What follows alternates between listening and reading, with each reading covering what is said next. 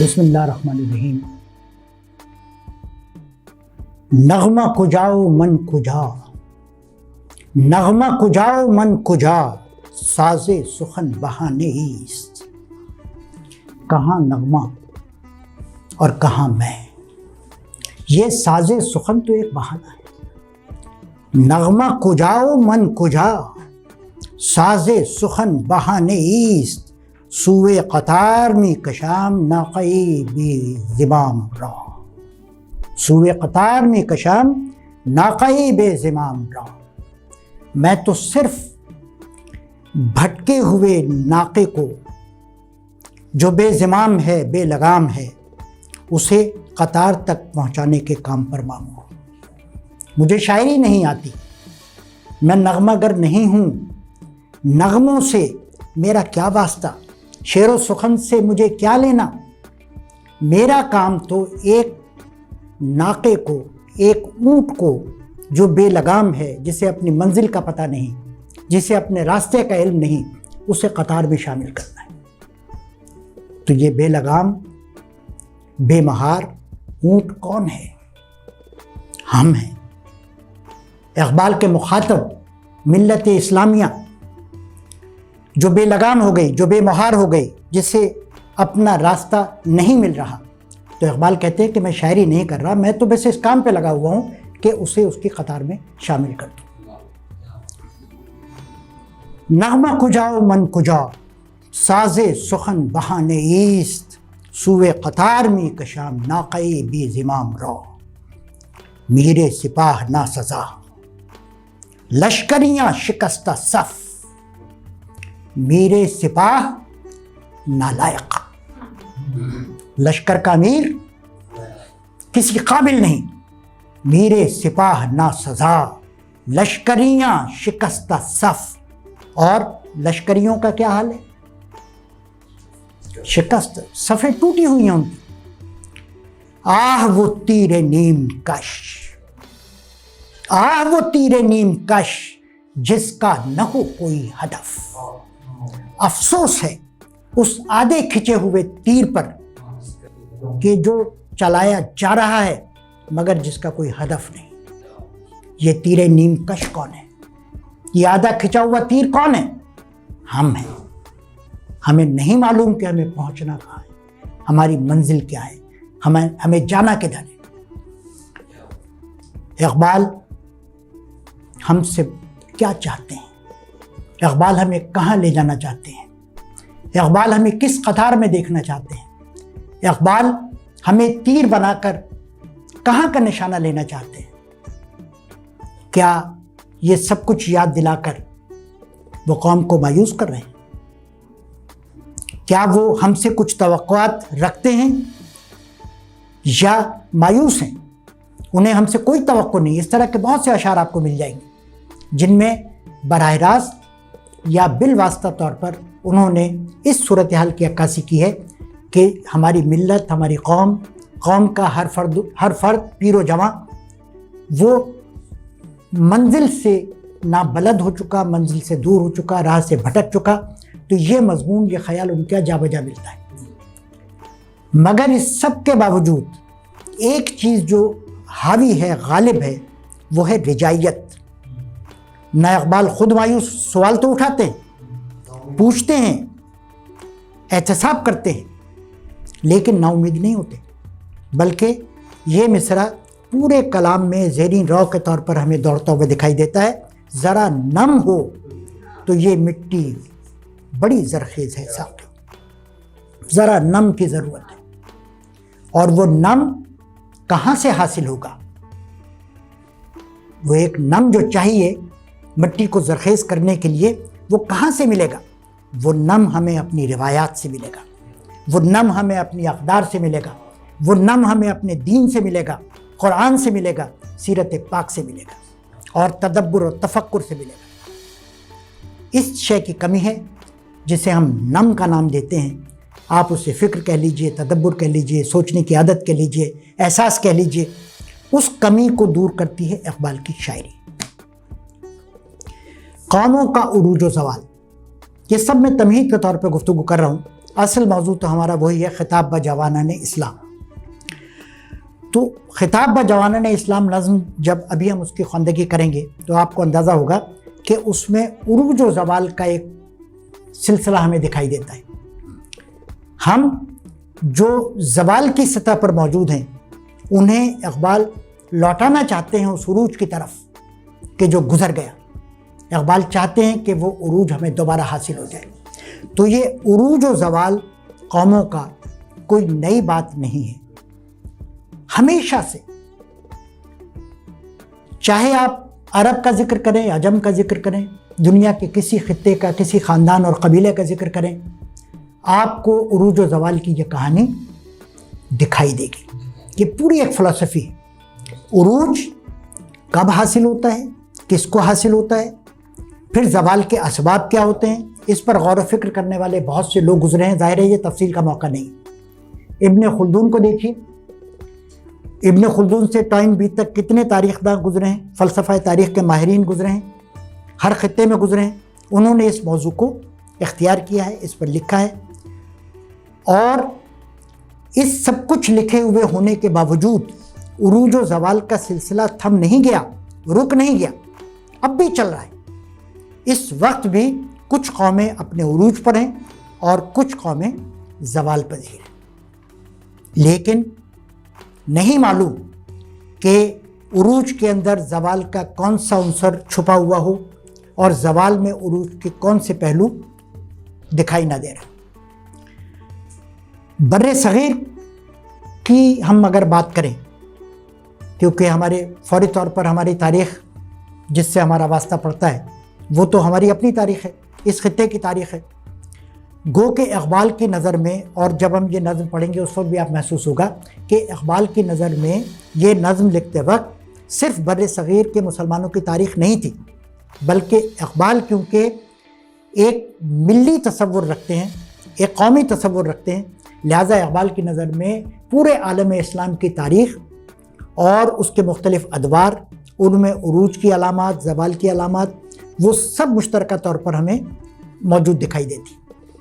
اگر ہم صرف بر صغیر کی بات کریں تو اندازہ ہوتا ہے کہ بر صغیر میں مسلمانوں نے ایک تو زمانہ دیکھا عروج کا، جس میں مختلف مسلم خاندان ادھر شمال سے ہجرت کر کے آتے رہے اور یہاں بڑی شان و شوکت سے حکومت کرتے رہے، عوامی فلاح کے کام بھی کیے، کچھ ان سے غلطیاں بھی ہوئیں، کیونکہ انہوں نے یہاں پر جو نظام قائم کیا وہ دین اسلام کا نظام قائم نہیں کیا، شخصی حکومتیں تھیں، لیکن تھے وہ مسلم حکمران، اور انہوں نے اپنے طور پر کچھ اچھے کام کیے اور کچھ ان سے ظاہر ہے کہ وہ غلطیاں سرزد ہوئیں جو ان کے بھی زوال کا سبب بنی۔ تو ان تمام غلطیوں کے درمیان جو معاشرہ تشکیل پایا وہ ایک ملی جلی معاشرت کا نمونہ تھا، یعنی باہر سے آنے والے مسلمان، پھر نو مسلم، یہاں موجود دیگر اقوام، دیگر مذاہب، ایک کھچڑی پک گئی جسے ہم ہند اسلامی تہذیب کا نام دیتے ہیں۔ اس ہند اسلامی تہذیب میں ظاہر ہے کہ جب مختلف دھارے شامل ہوئے تو خالص دین کا کوئی تصور تو دکھائی نہیں دیتا ہے، رسوم و رواج خالص نہیں رہے، ہماری فکر خالص نہیں رہی، ہمارا اٹھنا بیٹھنا خالص نہیں رہا۔ تو ایک وقت آیا کہ جب سوچنے والے ذہنوں نے سوچا کہ اس ملاوٹ کو کیسے دور کیا جائے۔ اس کو ہم کہتے ہیں بر صغیر میں مسلمانوں کی نشأۃ الثانیہ کا دور۔ نشأۃ الثانیہ کا مطلب ہوتا ہے حیات نو، ایک نئی زندگی۔ یہ نشأۃ الثانیہ کا سلسلہ جو بر صغیر میں شروع ہوتا ہے، اس میں حصہ لینے والے، اس میں اپنا فرض ادا کرنے والے لوگوں میں ہمیں حضرت مجدد الفسانی کا نام نظر آتا ہے اور شیخ عبدالحق محدث دہلوی کا نام نظر آتا ہے۔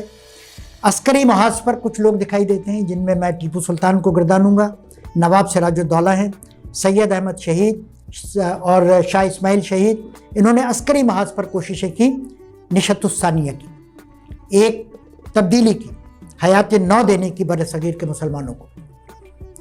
پھر ایک سیاسی محاذ ہے، اور وہ سیاسی محاذ گرم ہوتا ہے 1857 کے بعد 1857 میں عسکری باب بند ہو جاتا ہے.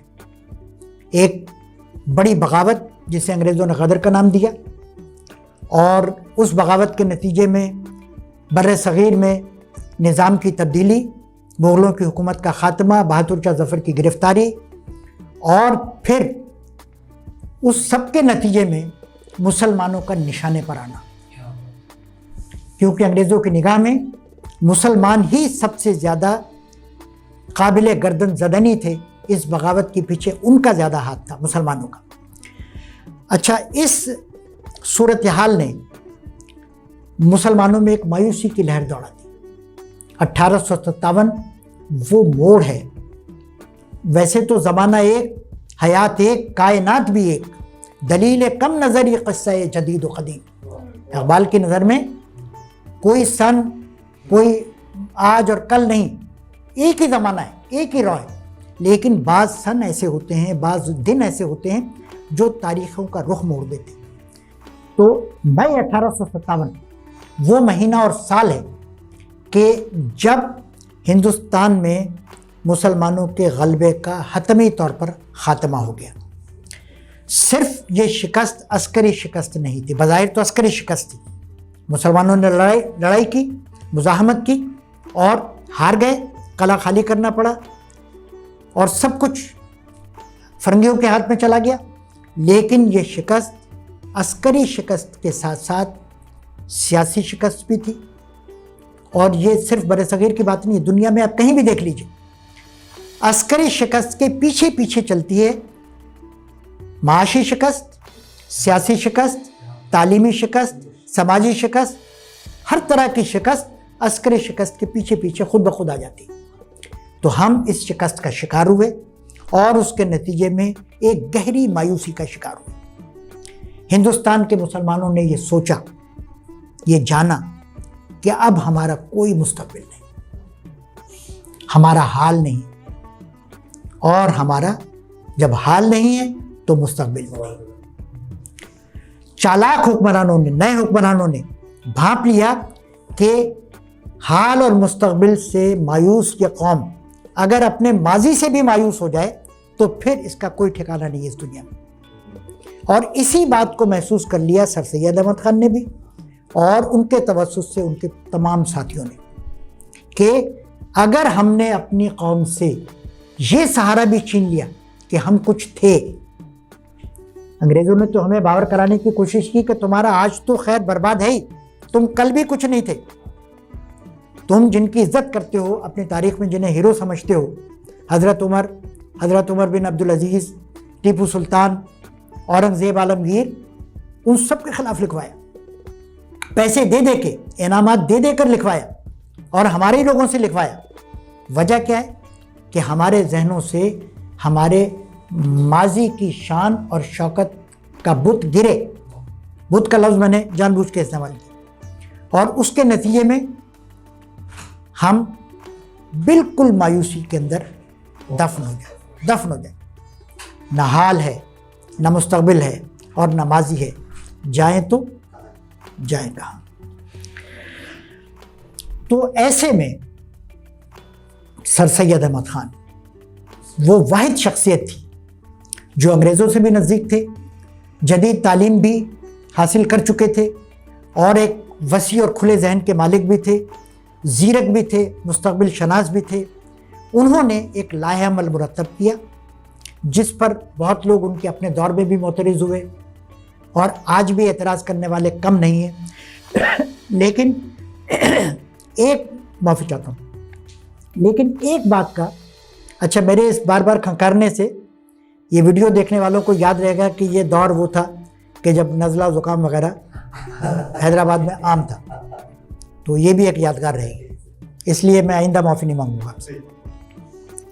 تو سر سید احمد خان نے ایک پالیسی یہ ترتیب دی کہ ہمیں جدید تعلیم حاصل کرنی ہے، ہمیں انگریزی پڑھنی ہے، نئے علوم سے واقفیت حاصل کرنی ہے. یورپ جن علوم میں ترقی کر رہا ہے اس کو ترجمے کے توسط سے یا براہ راست اپنے لوگوں تک پہنچانا ہے تاکہ ہم ایک طرف نوکریوں کے حقدار بن کر اپنی معاش درست کر سکیں اور دوسرا یہ کہ مستقبل کے چیلنجز کا مقابلہ کرنے کے اہل بن سکیں۔ حالی ان کے ہمنوا تھے، جسٹس امیر علی ان کے ہمنوا تھے، کسی حد تک اکبر بھی ان کے ہمنوا تھے، بعد میں مخالف ہو گئے، نذیر احمد ہمنوا تھے اور کچھ مخالفت رہی، بعد میں شبلی ان کے ہمنوا تھے، بعد میں راستے تھوڑے سے الگ ہو گئے، لیکن یہ سب لوگ متاثر سر سید ہی کی فکر سے تھے۔ یعنی ہم کہہ سکتے ہیں کہ یہ جتنے نام لیے گئے ہیں یہ سب یا بعض اور سیاسی جو رہنما تھے، وقار الملک تھے اور محسن الملک تھے اور بہت سے لوگ، پوری ایک کھیپ تیار کی سر سید نے۔ تو ان تمام لوگوں نے وہ پالیسی اپنائی، وہ راستہ چنا جو کہ سر سید نے انہیں بتایا تھا۔ جب بعض لوگ یہ اعتراض کرتے ہیں کہ حالی اور سر سید کے سامنے پوری حقیقت نہیں تھی، وہ ہمیں ماضی سے توڑنا چاہتے تھے، جبکہ یہ تفصیل کا موقع نہیں ہے، لیکن اگر سر سید کی تحریروں کو، حالی کی تحریروں کو بغور پڑھیں اور کچھ نہیں مسدس حالی ہی پڑھ لیں تو یہ اعتراض رفع ہو جاتا ہے کہ ایسا نہیں، وہ ماضی سے بھی جوڑنا چاہتے تھے اور مستقبل کے ساتھ بھی رشتہ قائم کرنا چاہتے تھے، لیکن حال کی درستی کا جو نسخہ انہیں اس وقت درست ترین نظر آیا وہ یہی تھا اور اس پر انہوں نے پورے خلوص کے ساتھ عمل کیا۔ ہاں، آپ سر سید سے لاکھ اختلاف کیجیے، ان کی پالیسی کی لاکھ مخالفت کیجیے، لیکن آپ یہ نہیں کہہ سکتے کہ ان کے خلوص میں کوئی شبہ ہے۔ میں تو اعتراض کرنے والوں سے یہ کہتا ہوں کہ اچھا اگر آپ ہوتے سر سید کی جگہ تو آپ کیا کرتے؟ اس وقت کا تقاضا وہی تھا، یعنی جب ہم اس صورتحال سے نکل آئے، جیسے میچ ختم ہونے کے بعد آپ اعتراضات کرتے رہیے، کسی بالر پہ اعتراض کریں، بیٹسمین پہ اعتراض کریں، لیکن اگر آپ ہوتے اس موقع پر تو آپ کیا کرتے؟ اصل بات یہ تو سر سید نے جو ملی حیات نو کی کاوشیں کی، جو نشت الثانیہ کے اصول اپنائے، جو مقاصد دیے، ان مقاصد کو اگر ہم یکجا صورت میں دیکھنا چاہیں سر سید کے بعد کے دور میں تو ہمیں ایک شخصیت نظر آتی ہے، وہ ہے اقبال کی شخصیت، جس نے سر سید کے پورے مشن کو، سر سید کے پورے منصوبے کو، ان کے لاہ عمل کو اور نشت الثانیہ کے ان کے سارے سلسلے کو سمجھا اور گویا کہ گھول کے پی لیا، جذب کر لیا اپنے اندر۔ اور پھر دوسری طرف اگر ہم غور کریں تو یوں محسوس ہوتا ہے جیسے قدرت نے اقبال کو بنایا ہی اس دور کے لیے تھا، اور اس دور کے لیے، اس کام کے لیے جن ہتھیاروں کی ضرورت تھی، اس روحانی اور فکری اور علمی جنگ کے لیے جن صلاحیتوں کی ضرورت تھی، ان صلاحیتوں سے لیس کر کے بھیجا تھا۔ اس یعنی ایک مستشرق بلکہ ایک مشرقی معاشرے میں رہتے ہوئے عربی، فارسی اور اردو کا علم، پھر انگریزی کا علم، پھر ادب کا علم، فلسفے کا علم، سیاسیات کا علم اور پھر عملی تجربہ ہندوستانی معاشرے کا اور یورپی معاشرے کا، یہ سب ایک طرف، اور ان سب پر مستضاد، یعنی اقبال اگر یہ سب کچھ اپنے پاس رکھتے، یعنی عالم بھی ہوتے، بڑے مفکر بھی ہوتے، فلسفی بھی ہوتے اور بہت ساری زبانیں بھی جانتے، لیکن شاعر نہ ہوتے تو بات نہیں بنتی تھی، کسی کام کے نہیں۔ ان کی کتابیں ہم دیکھتے، سنتے، چاہتے، چند لوگ پڑھتے اور پھر رکھ دیتے۔ اقبال کے پیغام کو جو سینوں میں اتارا، جو ایک جوش اور جذبے کا ذریعہ بنایا، ایک قومی روح پھونکنے کا ذریعہ بنایا، تو وہ ان کی شاعری نے بنایا۔ تو اقبال موزوں ترین شخصیت تھے اسلامی نشت الثانیہ کے اس مشن کو مکمل کرنے کے لیے اور ملی وحدت کے مقصد کو حاصل کرنے کے لیے۔ ایک نام اگر میں اور نہ لوں تو زیادتی ہو جائے گی، سیاسی محاذ پر ہماری اس پوری جد و جہد کو ایک خاص وقت میں مکمل کیا محمد علی جناح نے، قائد اعظم محمد علی جناح۔ اچھا، یہ تو ایک پس منظر کے طور پہ ایک گفتگو تھی۔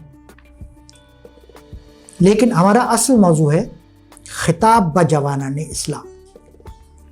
اقبال نے ایک ایسی عجیب نظم لکھ دی، چھوٹی سی نظم ہے، لیکن اس میں اقبال کی شاعری میں جو جذبہ ایک خاص ہمیں عمومی طور پہ پایا جاتا ہے وہ خاص طور پر اس میں ہمیں دکھائی دیتا ہے۔ اقبال کی شاعری میں جو لفظی خصائص نظر آتے ہیں عمومی طور پر، وہ خاص طور پر اس چھوٹی سی نظم میں ہم پا لیں گے۔ اس کے علاوہ اقبال کی شاعری میں جو ثنائے بدائع کی خصوصیات عام نظر آتی ہیں وہ اس چھوٹی سی نظم میں ہمیں وافر مقدار میں جمع ہوتی ہوئی نظر آتی ہے۔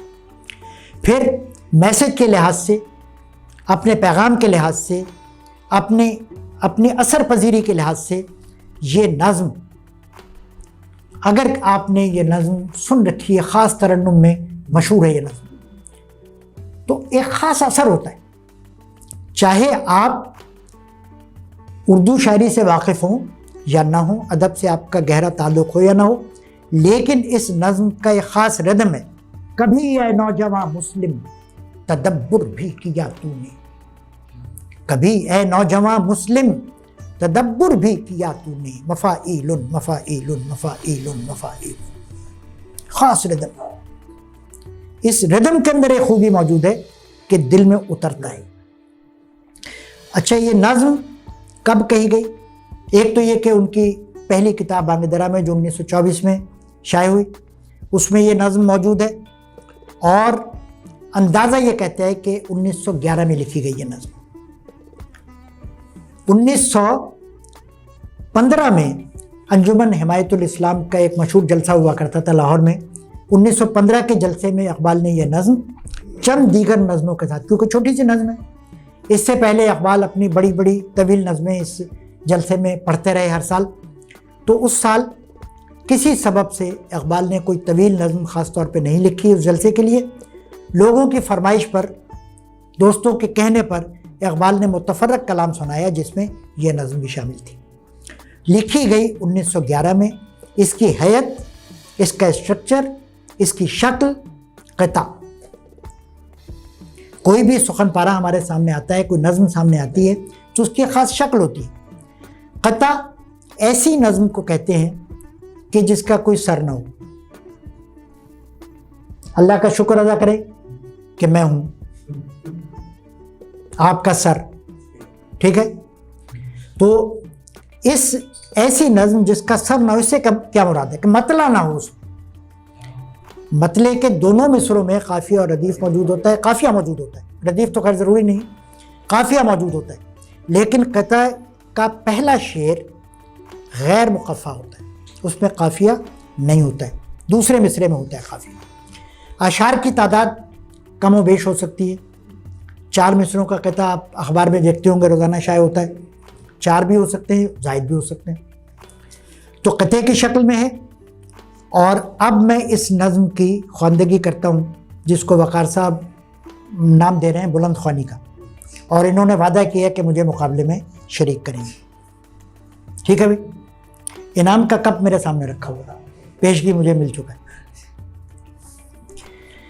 کبھی اے نوجوان مسلم، اے نوجوان مسلم، کبھی اے نوجوان مسلم تدبر بھی کیا تو نے، تدبر بھی کیا تو نے، وہ کیا گردوں تھا تو جس کا ہے ایک ٹوٹا ہوا تارا، وہ کیا گردوں تھا تو جس کا ہے ایک ٹوٹا ہوا تارا، تجھے اس قوم نے پالا ہے آغوش محبت میں، تجھے اس قوم نے پالا ہے آغوش محبت میں، کچل ڈالا تھا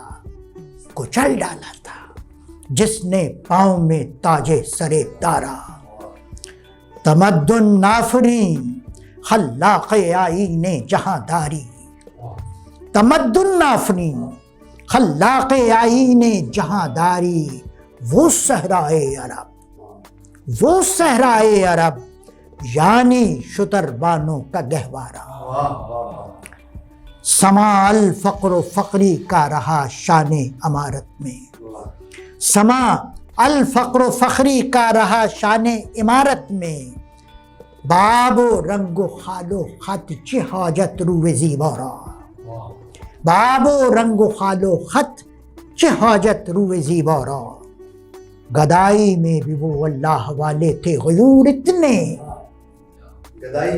گدائی میں بھی وہ اللہ والے تھے غیور اتنے، کہ منعم کو گدا کے ڈر سے بخشش کا نہ تھا یارا، غرض میں کیا کہوں، غرض میں کیا کہوں تجھ سے کہ وہ صحرا نشین کیا تھے، غرض میں کیا کہوں تجھ سے کہ وہ صحرا نشین کیا تھے، جہاں گیرو جہاں دارو جہاں بانو جہاں آرا، اگر چاہوں تو نقشہ کھینچ کر الفاظ میں رکھ دوں، اگر چاہوں تو نقشہ کھینچ کر الفاظ میں رکھ دوں، مگر تیرے تخیل سے فزون تر ہے وہ نظارہ، تجھے آبا سے اپنے کوئی نسبت ہو نہیں سکتی، تجھے آبا سے اپنے کوئی نسبت ہو نہیں سکتی، کہ تو گفتار وہ کردار تو ثابت وہ سیارہ، گنوا دی ہم نے جو اسلاف سے میراث پائی تھی، گنوا دی ہم نے جو اسلاف سے میراث پائی تھی، ثریا سے زمین پر آسمان نے ہم کو دے مارا، ثریا سے زمین پر آسمان نے ہم کو دے مارا، حکومت کا تو کیا رونا، حکومت کا تو کیا رونا، کہ وہ ایک عارضی شے تھی، نہیں دنیا کے آئین مسلم سے کوئی چارہ، نہیں دنیا کے آئین مسلم سے کوئی چارہ، مگر وہ علم کے موتی، مگر وہ علم کے موتی، کتابیں اپنے آبا کی، مگر وہ علم کے موتی، کتابیں اپنے آبا کی، انہیں دیکھیں جو یورپ میں تو دل ہوتا ہے سی پارا،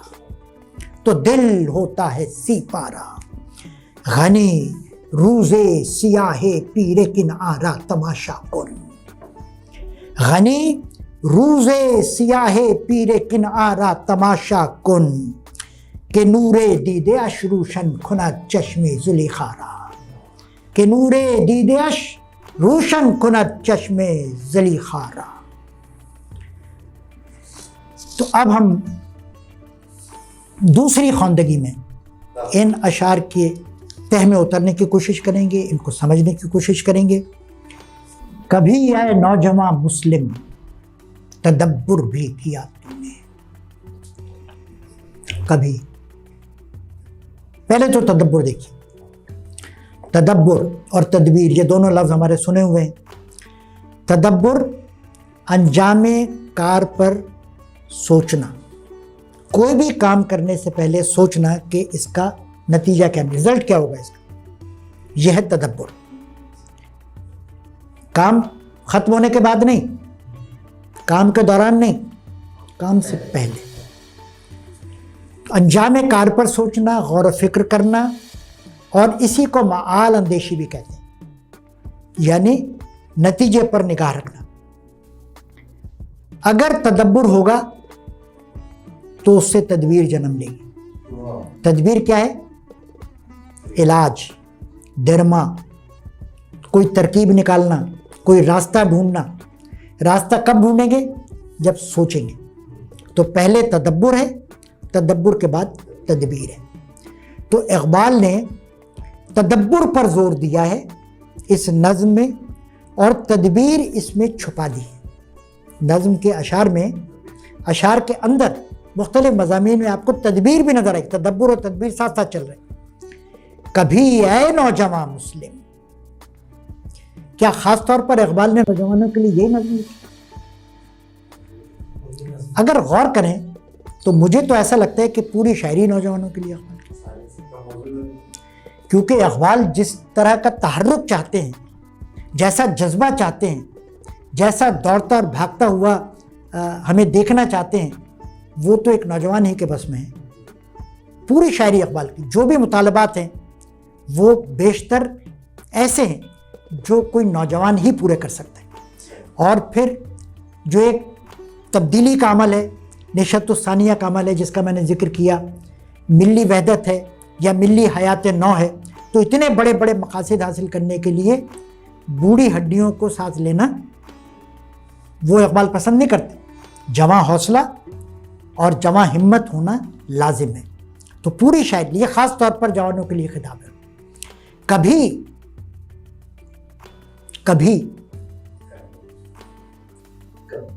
یہ تو بولتے رہتے ہیں لفظ۔ اقبال نے صاحب بڑی شاعری کی ہے اور بڑی ان کی زبردست ڈکشن ہے، اقبال کے پاس لغات کی کمی نہیں ہے، اقبال ایک سے ایک لفظ لا سکتے ہیں۔ کبھی اتنا چھوٹا سا لفظ، کبھی جی صبح میں، شام میں، دوپہر میں، رات میں، کبھی غور کیا تو کبھی کا لفظ بے معنی نہیں، یعنی کسی وقت کیا ہو اے نوجوان۔ ہاں یعنی یہ مطالبہ نہیں ہے کہ ہر وقت ہی تدبر کرتے رہے۔ ایک جیسے رعایتی نمبر دیتے ہیں نا، ایک صاحب امتحان دینے کے لیے آئے، زبانی امتحان، تو یہ پرائیویٹ امتحان دیتے ہیں نا، پھر وہ زبانی امتحان ہوتا ہے، تو سوال کیا صاحب وہ فلاں کتاب آپ نے پڑھی ہے، فلاں کا آپ کو وفات کا سن معلوم ہے، غالب کا کوئی شعر یاد ہے، کچھ بھی پتہ نہیں۔ اچھا چلیں آپ نے زندگی میں کبھی کوئی کتاب پڑھی ہے؟ اچھا اس پہ بھی سوچ رہے ہیں بیٹھے، اچھا کوئی پڑھی نہیں ہے، کوئی کتاب دیکھی ہے؟ ہاں سر دیکھی تو ہے، وہ جو ایک موٹی سی کتاب ہے، وہ جو جس کے اوپر وہ گرین کلر کا کور ہے، تو اچھا کس کی لکھی ہوئی ہے؟ یہ نہیں پتہ۔ یہ رعایتی نمبر اس کو کہتے ہیں۔ تو کبھی ہاں پاس کر دیں گے یا نوجوان مسلم، اگر کبھی بھی تو نے تدبر کیا ہو، غور و فکر کیا ہو، کبھی اے نوجوان مسلم تدبر بھی کیا تو نے بھی۔ اتنا چھوٹا سا لفظ، علامہ اقبال، اور لفظ کیا استعمال کر رہے ہیں؟ بھی۔ یہ بھی کوئی لفظ ہو؟ بھی۔ اور سارے کام کر رہے ہو، ٹھیک ہے، جوتے کپڑے سلوانا یاد ہے، سیر و تفریح یاد ہے، ہر کام دنیا کا ہو رہا ہے، اور کام جو ہونا چاہیے تدبر، تفکر، غور، سوچ بچار۔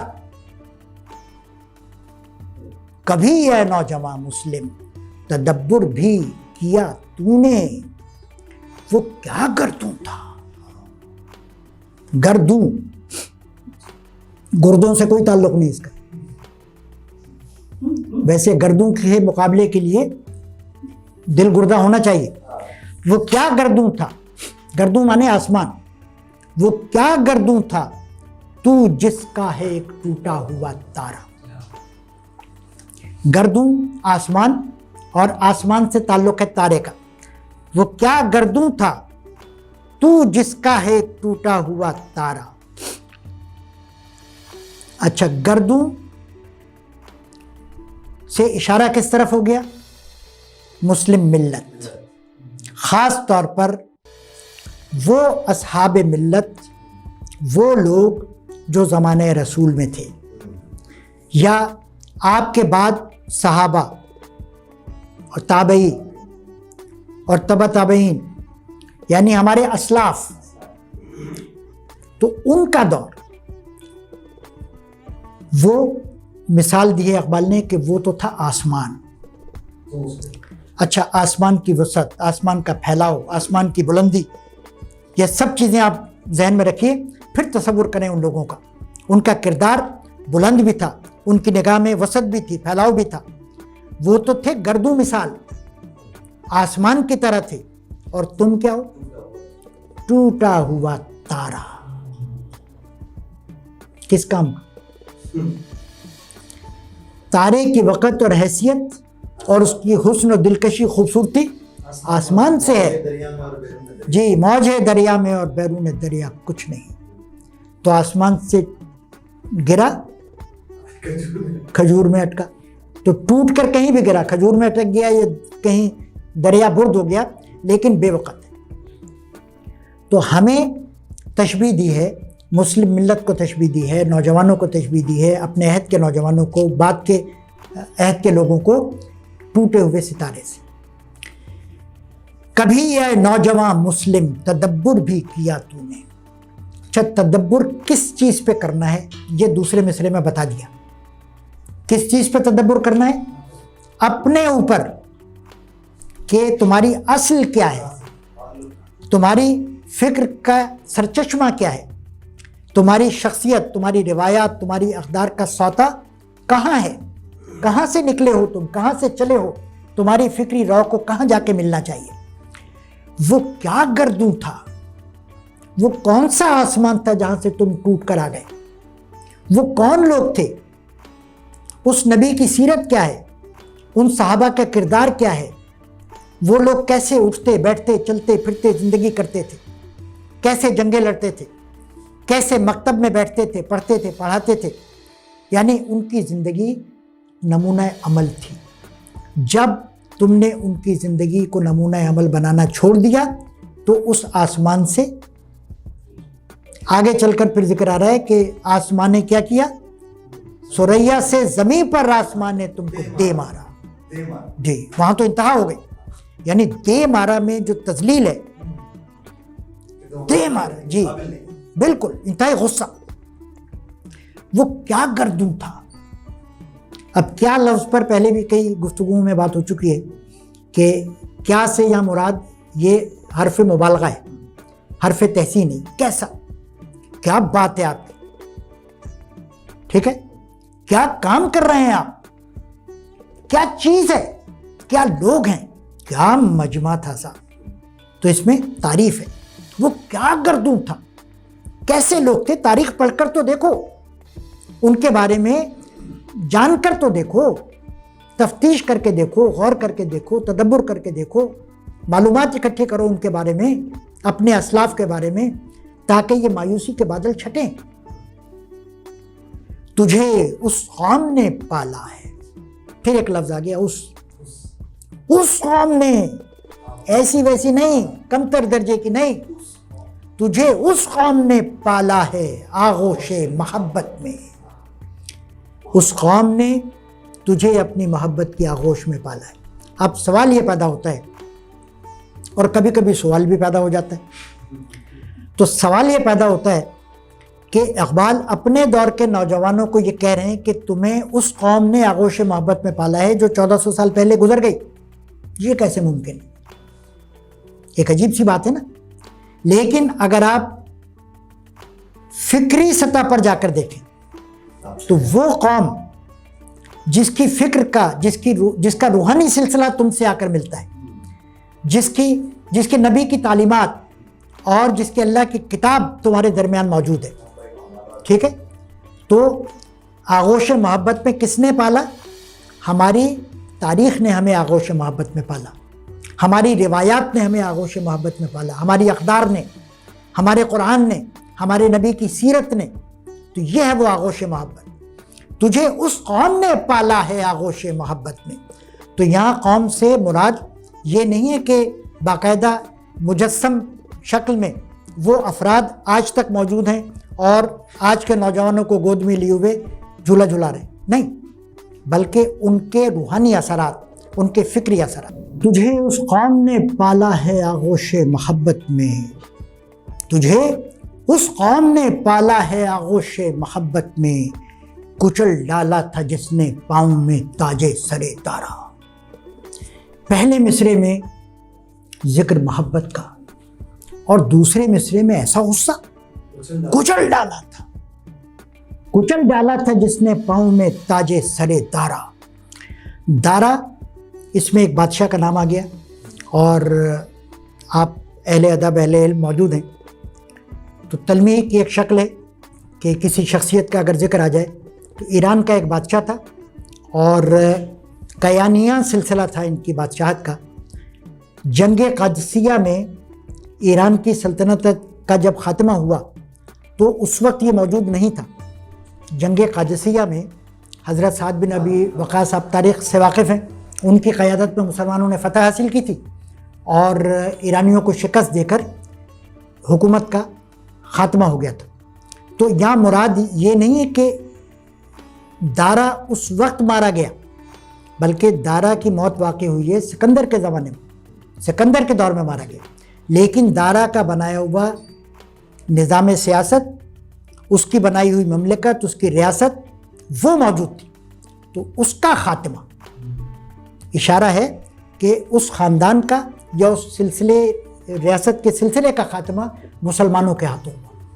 کچل ڈالا تھا جس نے پاؤں میں تاجے سرے دارا، تو اس وقت میں نبی پاک کے زمانے میں، صحابہ کرام کے زمانے میں ایران اور روم دو سپر پاورز تھیں، اور ان دونوں کو شکست، ایک کو جنگ یرموک اور ایک کو جنگ قادسیہ، رومی بھی شکست کھا گئے اور ایرانی بھی شکست کھا گئے، اور غلبہ اسلام ہوا، کچل ڈالا، اس حد تک کچل ڈالا، خاتمہ کر دیا اور بالکل جی پیس دیا ان کو۔ کون تھے وہ تمہارے ہی آبا و اجداد تھے۔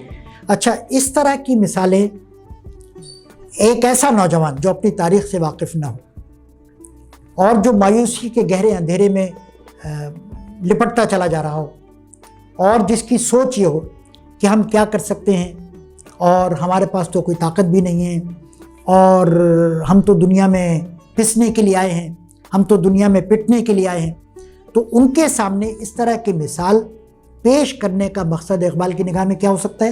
ان کے حوصلے کو بلند کرنا، کہ جب تم نے کسریٰ کو شکست دی تھی تو اس وقت بھی تم 1.5 لاکھ کے مقابلے میں 30,000 بھی نہیں تھے، اور تمہارے پاس ہاتھی بھی نہیں تھے، پھر بھی تم نے ان کو شکست دی۔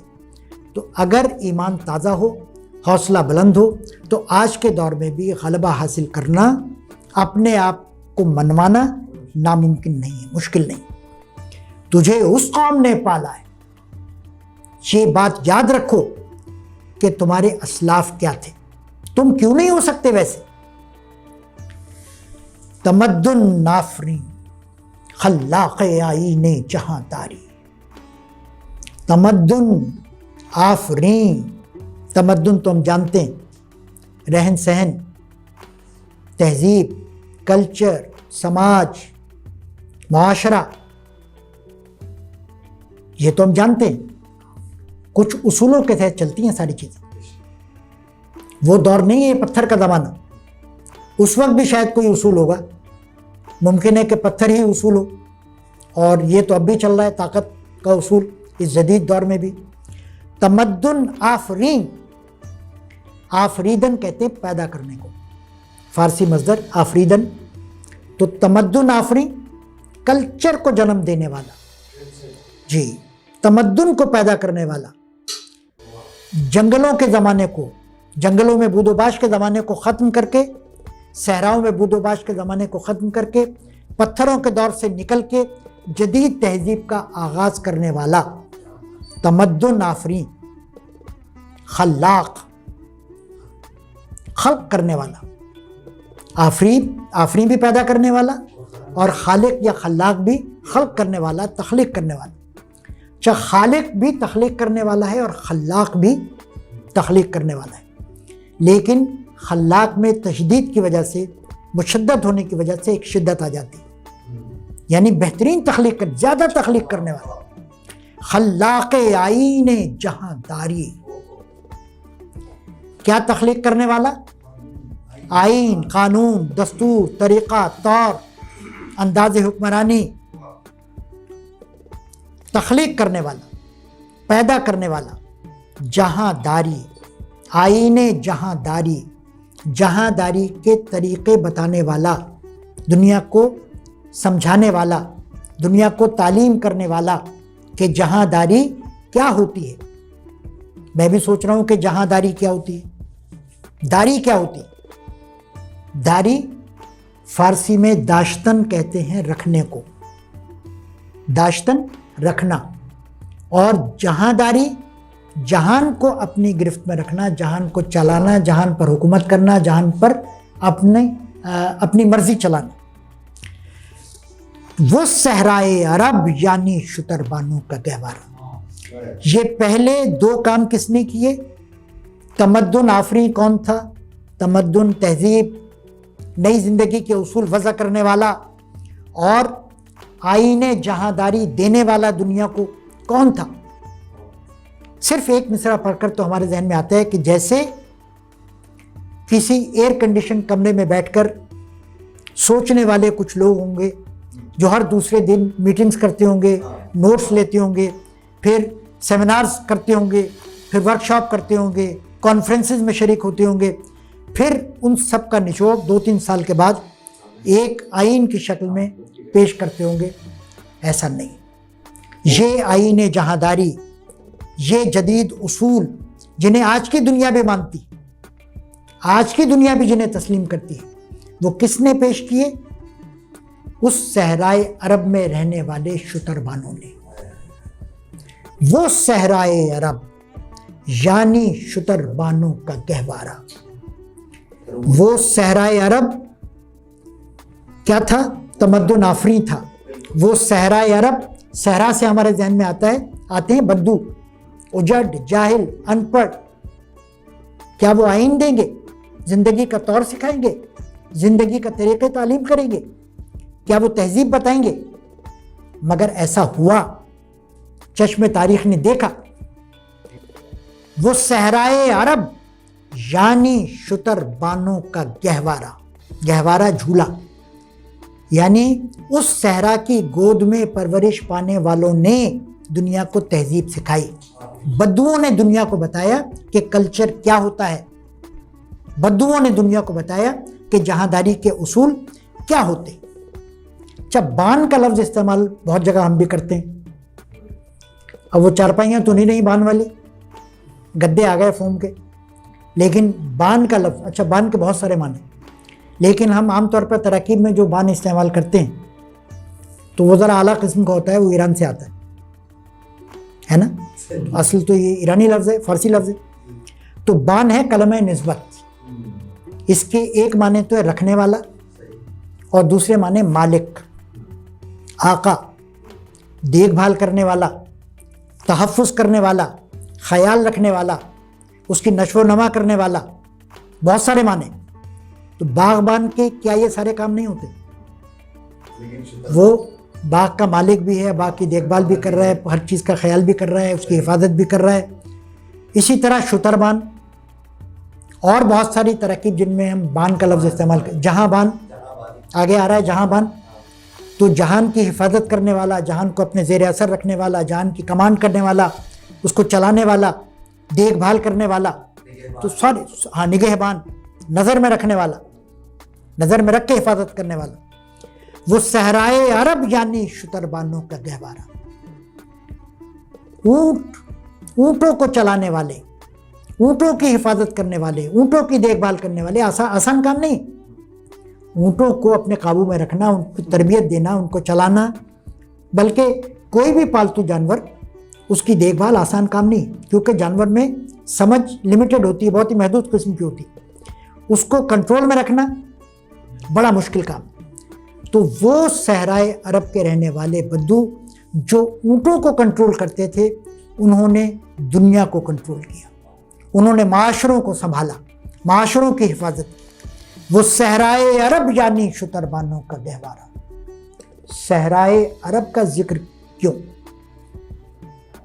وقار صاحب سمجھ رہے ہیں بات؟ اقبال کو خاص شغف تھا صحرا سے، اقبال کو اسلامی معاشرے سے متعلق اس سے جڑی ہوئی علامات، تلمیحات، استعارات اور چیزیں سب بھلی معلوم ہوتی ہیں، اور اقبال ان میں معنویت تلاش کرتے ہیں اور معنویت پیدا کرتے ہیں۔ تو صحرا جو ہماری نگاہ میں ایک مشکل جگہ ہے، ہم صحرا میں رہنا پسند نہیں کریں گے، ہم عادی ہو چکے ہیں شہری زندگی کے، جدید تمدن کی سہولتوں کی ہمیں عادت ہو گئی۔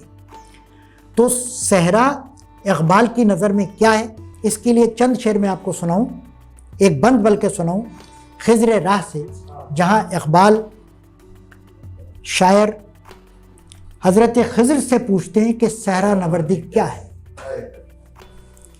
تو حضرت خضر بتاتے ہیں کہ صحرا کیا ہے، صحرا کی معنویت کیا ہے، صحرا کے فائدے کیا ہیں، اور صحرا کس طرح کے کردار کو جنم دیتا ہے، صحرا میں پرورش پانے والوں کی خصوصیات کیا ہو جاتی ہیں، اور صحرا میں کیسے نگاہ کی وسعت مل جاتی ہے، صحرا میں کیسے منزل کی طرف ایک جوش اور جذبہ آپ کو کھینچے لیے چلا جاتا ہے، اور صحرا میں کیسے حواس چوکس ہو جاتے ہیں۔ تو صحرا نوردی کے حوالے سے اقبال کے چند شعر۔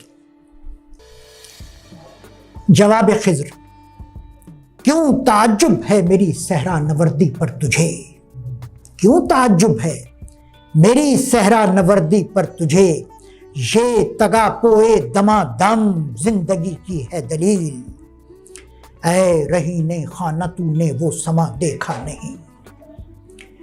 اے گھر کی چار دیواری میں قید آپ اور ہم کہاں قید ہیں؟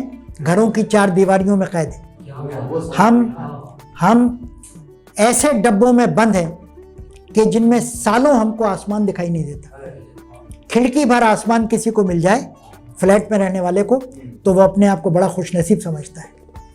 اے رہینے خانہ، اے گھر کے قیدی، تو نے وہ سما دیکھا نہیں، گونجتی ہے جب فضائے دشت میں بانگے رہی، جب قافلے کی گھنٹی کی آواز صحرا کی وسطوں میں گونجتی ہے، تو نے دیکھا ہی نہیں وہ سما۔ ریت کے ٹیلے پر وہ آہو کا بے پرواہ خرام، ریگستان میں دوڑتے ہوئے ہرن، ریت کے ٹیلے پر وہ آہو کا بے پرواہ خرام، وہ ہزر بے برگ و ساما، وہ سفر بے سنگ و میل۔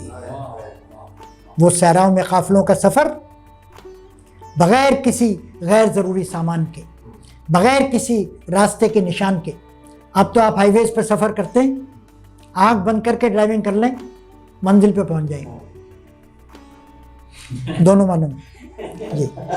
ریت وہ ہزر بے برگ و ساما، وہ سفر بے سنگ و میل، وہ نمود اختر سیماب پا ہنگام صبح، صبح سویرے صحرا میں وہ ستارے کے نمودار ہونے کا نظارہ، وہ اختر سیماب پا جو کچھ دیر اپنی چمک دکھا کر غائب ہو جاتا ہے، سیماب پا جلدی رخصت ہو جانے والا، وہ نمود اختر سیماب پا ہنگام صبح۔ ہم میں سے اکثر شاید کئی سال تک نہ آسمان دیکھ پاتے ہیں اور نہ ستارے دیکھ پاتے ہیں۔ ممکن ہے کہ کچھ لوگوں کو چاند نصیب ہو جاتا۔ یہ میں وقار صاحب اور اپنے لیے کہہ رہا ہوں جی۔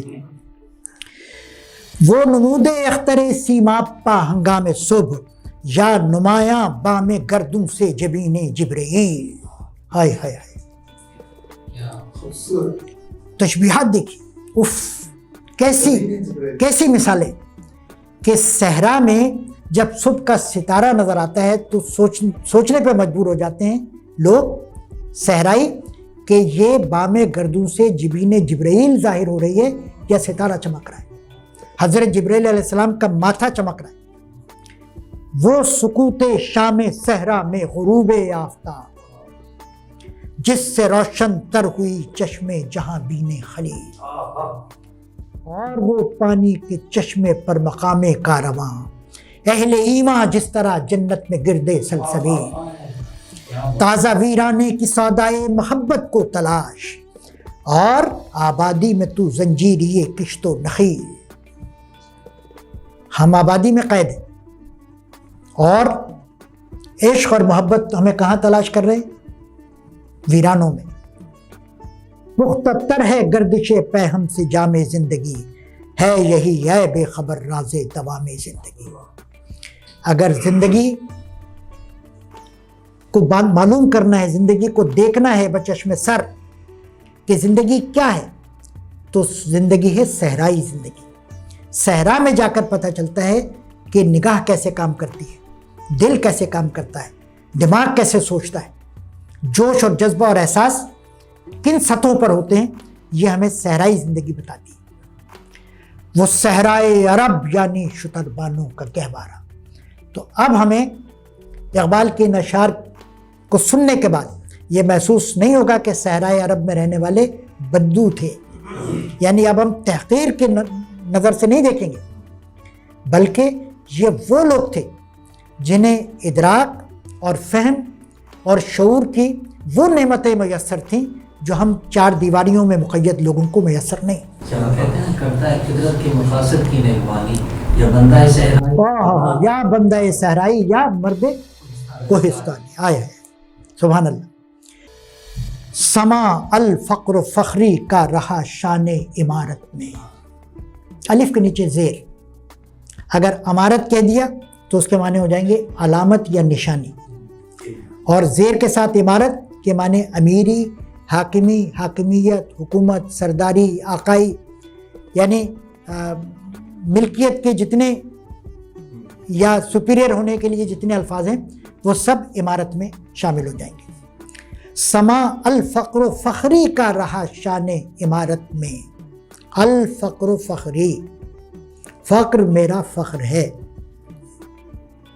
نبی پاک فرمایا کرتے تھے فقر میرا فخر ہے.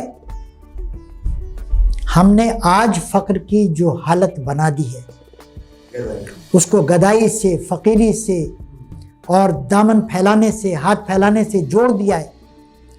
تو آج ہم نہیں سمجھ سکتے کہ فقر کیا ہے. یہ نبی پاک کیا ارشاد فرمایا کرتے تھے, فقر میرا فخر ہے. تو یہ فقر کون سا والا فقر ہے؟ پہلے تو یہ سمجھ لیجئے, بلکہ آپ سمجھے ہوئے ہیں کہ کیونکہ یہ حدیث ہے, حدیث کی طرف اشارہ ہے, تو اس لیے ہم کہیں گے کہ شاعر نے یہاں, اقبال نے صنعت تلمیح استعمال کی ہے, حدیث کی طرف اشارہ ہے. سما الفقر فخری کا رہا شان عمارت میں. اگر دولت بھی آ گئی مسلمانوں کے پاس, ایسا نہیں کہ مسلمانوں کے پاس دولت نہیں رہی. ابتدائی دور میں بھی حضرت عثمان غنی جیسا دولت مند موجود تھے ہمارے درمیان, اور حضرت ابو بکر صدیق جیسے اہل ثروت موجود تھے. جی, بہت سارے صحابہ کرام جو تجارت کے پیشہ رکھتے تھے, یا جو ملکیتوں کے مالک تھے, جن کے پاس باغات تھے یا ریوڑ تھے.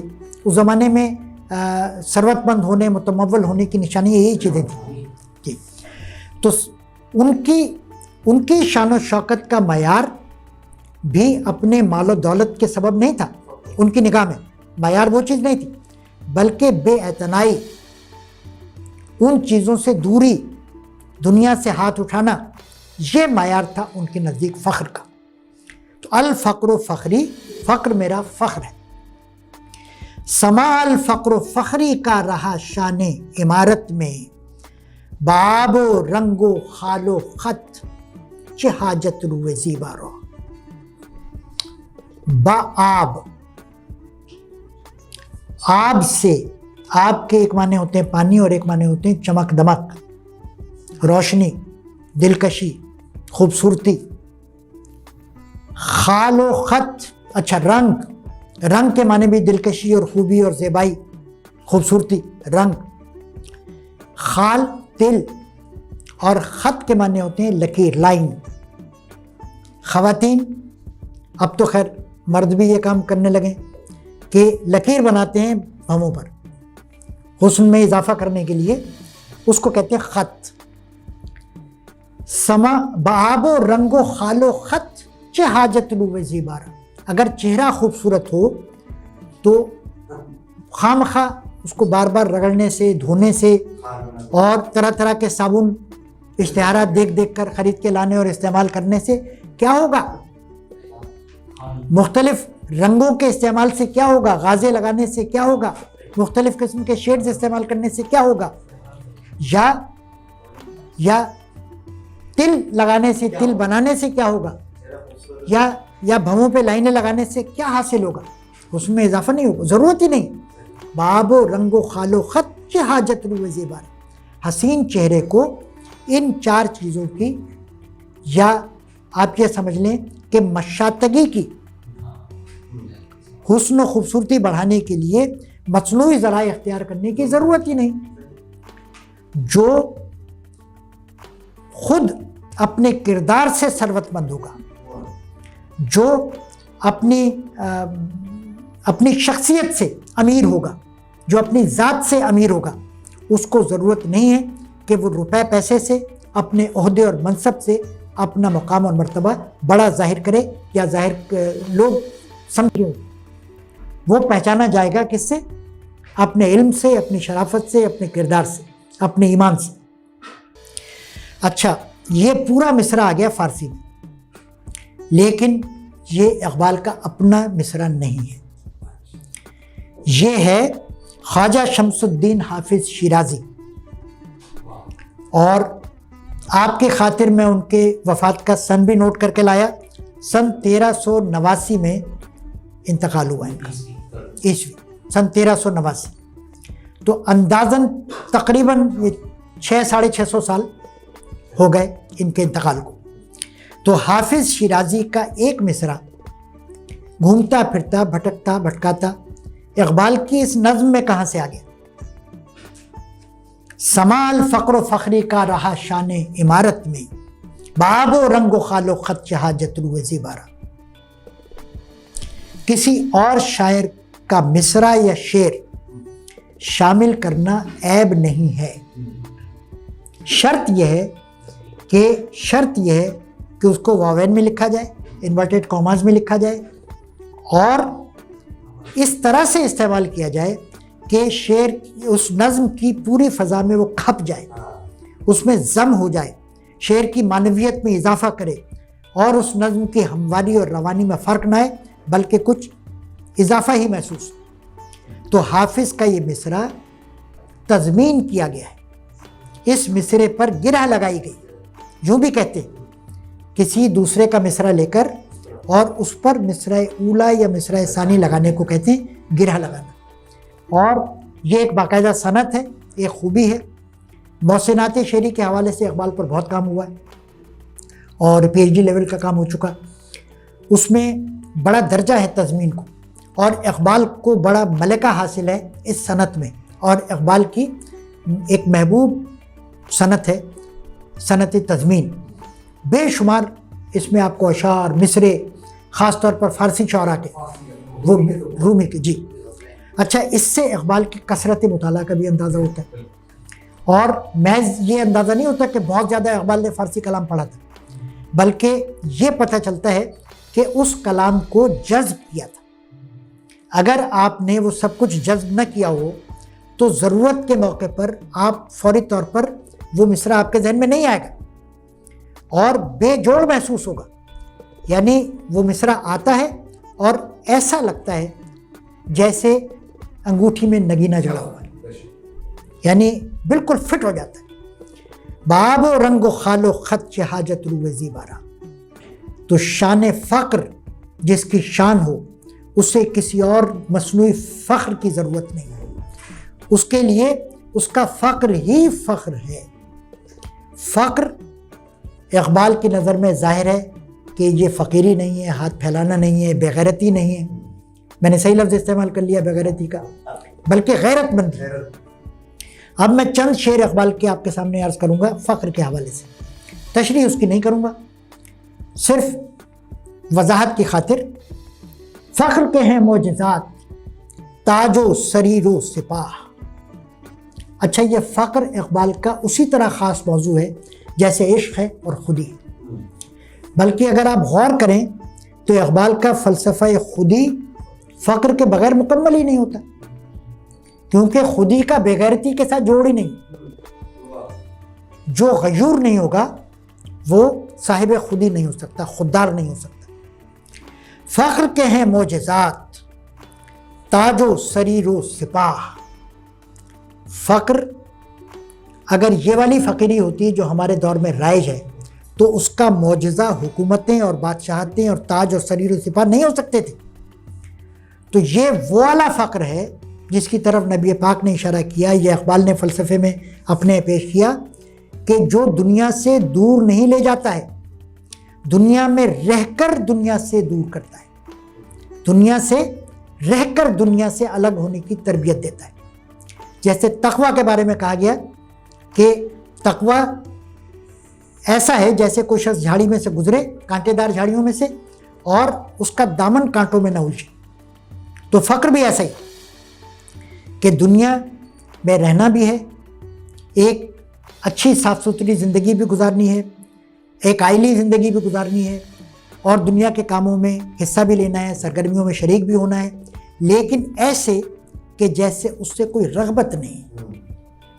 فخر کے ہیں معجزات تاج و سریر و سپاہ. فخر ہے میروں کا میر، فخر ہے شاہوں کا شاہ.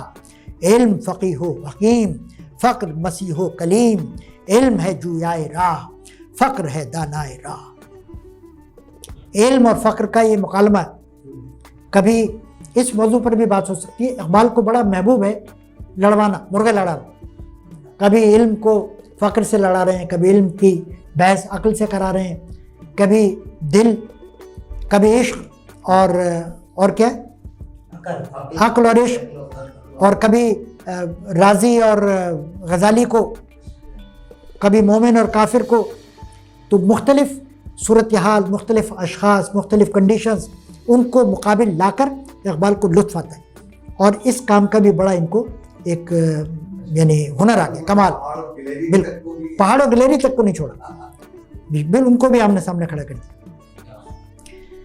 میرا فقر بہتر ہے اسکندری سے، میرا فقر بہتر ہے اسکندر، بادشاہت سے بہتر ہے، یہ آدم گری ہے وہ آئینہ سازی۔ اسکندری زیادہ سے زیادہ کیا کر سکتی ہے؟ آئینے تراش سکتی ہے، آئینے بنا سکتی ہے۔ تو آئینہ بنانا بڑا کام ہے، یہ آدم سازی بڑا کام ہے۔ فقر سے آدمی بنتا ہے، فقر سے آدمی بنتا ہے، آدمی کی تعمیر ہوتی ہے۔ میرا فقر بہتر ہے اسکندری سے، اسی لیے کسی اہل دانش نے آج کے دور میں کہا کہ ہم صرف یہ سمجھتے ہیں کہ نئے روڈز بنانا، ڈیمز بنانا اور پل بنانا بڑا کارنامہ ہے۔ بے شک ایک سطح پر یہ کارنامہ ہے، کام ہے دنیا کے لیے، لیکن جو اصل کام ہے وہ آدم گری ہے، انسان سازی ہے، تو وہ ہم بھولے ہوئے۔ خدا ساز تھا آزر بت تراش، میر تقی میر، خدا ساز تھا آزر بت تراش نے کیا بنایا تھا؟ اپنے لیے خدا بنایا تھا۔ ہم اپنے تئیں آدمی تو بنائیں، ہم اس پر تنقید کرتے ہیں، خدا نہیں بنا سکتے تو اپنے آپ کو آدمی بنا لیں، ہم اپنے تئیں آدمی تو بنائیں۔ غیرت فقر مگر کر نہ سکی اس کو قبول، غیرت فقر مگر کر نہ سکی اس کو قبول، جب کہا اس نے یہ ہے میری خدائی کی زکوٰۃ۔ اقبال کو ایک گفٹ ملا کسی امیر کی طرف سے، اور دینے والے نے وہ تحفہ رقم کی شکل میں ہوگا، وہ اس طرح دینے کی کوشش کی کہ جس میں اس کا ہاتھ اوپر رہے۔ جیسے آج کل بھی بعض ہوتا ہے کہ بلا کے ذلیل کریں گے سب کے سامنے، فوٹو کھینچے ان کو دے رہے ہیں، یہ فلاں چیز دے رہے ہیں ان کو۔ تو اقبال نے وہ تو قبول کرنے سے انکار کیا، اور ایک قطعہ لکھا جس میں یہ شعر آ گیا، غیرت فقر مگر کر نہ سکی اس کو قبول، میں نے انکار کر دیا، جب کہا اس نے یہ ہے میری خدائی کی زکوٰۃ، میں نے کہا نہیں۔ سعدی نے، شیخ مصلح الدین سعدی، انہوں نے اپنی کتاب گلستان میں ایک حکایت بیان کی ہے حاتم طائی کی۔ حاتم طائی سے کسی نے یہ پوچھا کہ آپ نے اپنے علاوہ بھی کوئی اہل ہمت، ایسا فیاض، ایسا سخی، ایسا فقیر دیکھا ہے، دیالو فیاض؟ تو حاتم طائی نے ایک دعوت کا انتظام کیا جس میں تمام لوگوں کو بلایا گیا، اور یہ اہتمام کیا گیا، یہ خیال رکھا گیا کہ کوئی شخص رہ نہ جائے۔ اپنے لوگ دوڑا دیے کہ ایک ایک شخص کو زبردستی بلاؤ، کسی کو میسج کرو، کسی کو کارڈ پہنچاؤ، سمجھ رہے ہیں آپ آپ کو؟ اچھا، خود نکل گئے شہر سے باہر حاتم طائی دیکھنے کے لیے کہ باہر تو کوئی شخص نہیں ایسا جو شہر سے باہر گیا ہو، اس کو بھی انوائٹ کر دوں گی۔ تو شہر سے باہر حاتم کو ایک لکڑہارا ملا۔ حاتم نے کہا کہ تم یہاں کیا کر رہے ہو؟ شہر میں حاتم نے اتنی بڑی دعوت کا انتظام کیا ہے اور سارے شہر کو بلایا ہے، کیا تم نہیں آؤ گے؟ تم بھی مدعو ہو، تم بھی وہاں پر آنا۔ لکڑہارے نے اپنا کام جاری رکھا اور بڑی بے اعتنائی سے کہا کہ جب میں اپنی محنت سے اپنا پیٹ پال سکتا ہوں، اپنی مزدوری سے کھانا کھا سکتا ہوں، تو میں حاتم کی دعوت میں کیوں جاؤں؟ اسے نہیں معلوم تھا کہ میں حاتم سے مخاطب، معلوم بھی ہوتا تو شاید یہی جواب ہوتا۔ تو حاتم نے کہا کہ میں نے اس شخص کو اپنے سے زیادہ اہل ہمت دیکھا۔ تو وہ شخص، وہ جو لکڑہارا تھا، وہ اہل فقر تھا۔ ٹھیک ہے، فقر کا یہ مقام۔ اچھا، غالب نے پھر اس کو ایک اپنے انداز میں، عجیب انداز میں بیان کر دیا۔ فارسی کا شعر ہے، تشنہ لب بر ساحل دریا غیرت جاں دہم. تشنہ لب پیاسا، بر ساحل دریا سمندر کے کنارے، غیرت جاں دہم غیرت سے جاں دے دوں، میں سمندر کے کنارے پیاسا ہی مر جاؤں. گر بموج افتد گمانے چین پیشانی مرا. اگر مجھے یہ گمان گزرے، یہ شک ہو کہ سمندر کی یہ موجیں نہیں ہیں بلکہ سمندر کے ماتھے پر لکیریں ہیں، وہ جو ہم ناگواری کا اظہار کرتے ہوئے ماتھے پر لکیریں پڑ جاتی ہیں، کہ اگر مجھے محسوس ہو کہ سمندر سے میں پانی لے رہا ہوں چند گھونٹ اور یہ بات سمندر کو ناگوار گزر رہی ہے، ہاں تو میں وہ پانی قبول نہیں کروں گا، پیاسا مر جاؤں. تشنہ لب بر ساحل دریا ز غیرت جاں دہم، گر بموج افتد گمانے چین پیشانی مرا. سما الفقر و فخری کا رہا شان عمارت میں، باب و رنگ و خال و خچ حاجت روئے زیبا را. گدائی میں بھی وہ اللہ والے تھے غیور اتنے. گدائی میں بھی، یہاں پھر وہ والی گدائی نہیں ہے. مفلسی ہو سکتی ہے، دولت کی کمی بیشی ہو سکتی ہے، لیکن یہ گدائی پھر بھی نہیں ہاتھ پھیلانے والی. گدائی میں بھی وہ اللہ والے تھے غیور اتنے غیرت مند تھے کہ منعم کو گدا کے ڈر سے بخشش کا نہ تھا یارا. منعم نعمتیں دینے والا، بخشنے والا، سخی، فیاض، داتا، اور بخشش کا نہ تھا یارا. بخشش کا لفظ آج بھی استعمال ہوتا ہے، ٹپ کے معنوں میں ہوتا ہے، کسی کو کچھ دے دینا. یارا نہیں تھا یعنی حوصلہ نہیں تھا، ہمت نہیں تھی، قوت نہیں تھی، یا اس بات کی جرت، تاب اور مجال نہیں تھی. بات بھی کرنے کا اس کے سامنے یارا نہیں. ہم بھی استعمال کرتے ہیں، بات بھی کرنے کا اس کے سامنے یارا نہیں، حوصلہ نہیں. تو گدائی میں بھی وہ اللہ والے تھے جن سے تمہارا تعلق ہے. مسلسل ان کی خوبیاں گنوائی جا رہی ہیں کہ گزشتہ ابتدائی اشعار میں، دوسرے شعر میں اقبال نے نوجوان کو کہا تھا کہ جس قوم سے تمہارا تعلق ہے وہ ایسی تھی قوم. غرض میں کیا کہوں تجھ سے کہ وہ صحرا نشیں کیا تھے. غرض میں کیا کہوں تجھ سے، کیا کہوں تجھ سے، کیا کہوں قابل غور ہے. ہماری گفتگو کا یہ انداز اس وقت سامنے آتا ہے کہ جب ہم عاجز آ جاتے ہیں کسی کو اپنی بات سمجھانے سے، یا ہم یہ سمجھتے ہیں کہ میری بات سمجھ میں نہیں آئے گی ہمارے مخاطب کو. غرض میں کیا کہوں تجھ سے، کیسے سمجھاؤں، کن کن مثالوں سے سمجھاؤں، آخر تو کیسے سمجھو گے، تم کیسے سمجھو گے.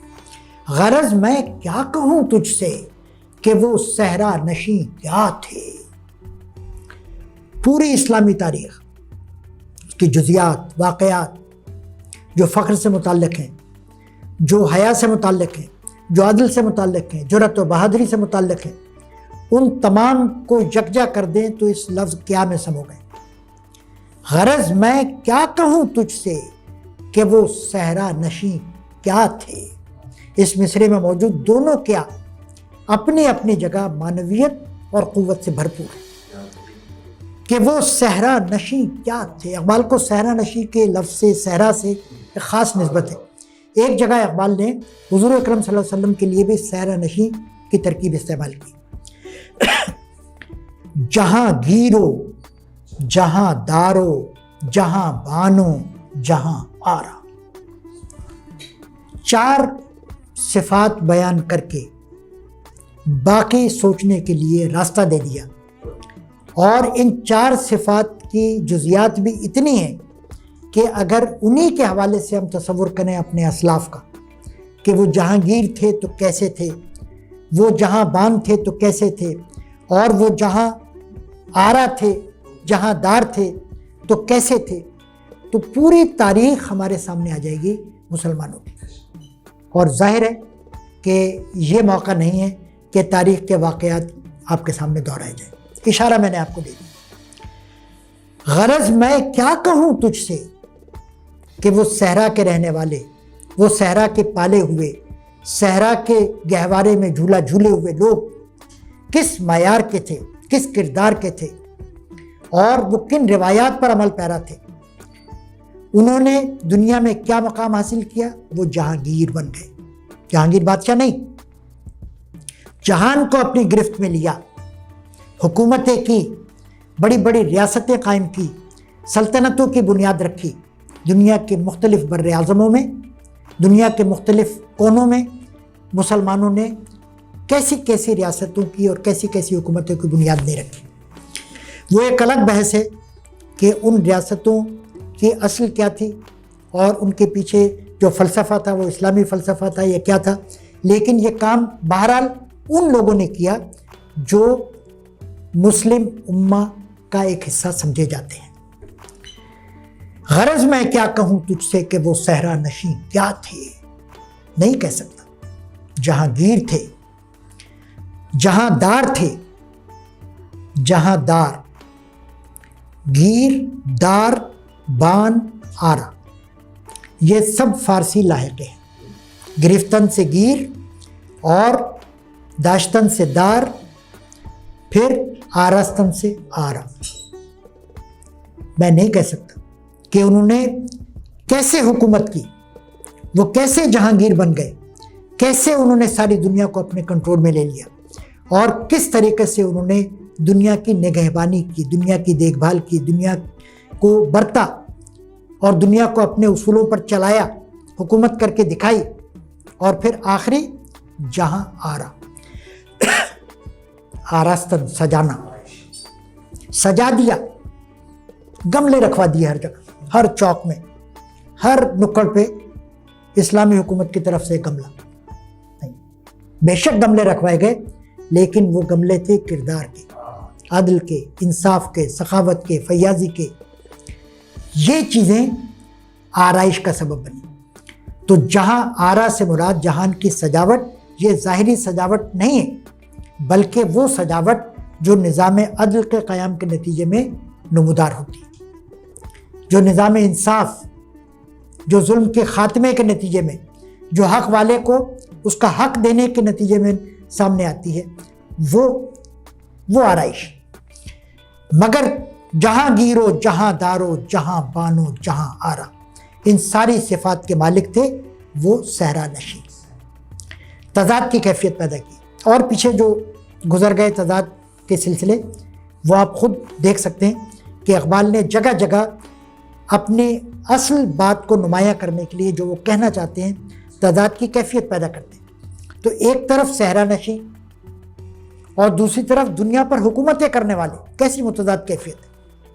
اگر چاہوں تو نقشہ کھینچ کر الفاظ میں رکھ دو، اگر چاہوں، کب چاہوں گا؟ جب طلب محسوس ہو، جب تم چاہو گے۔ یہ اگر چاہوں تو نقشہ کھینچ کر الفاظ میں رکھ دوں۔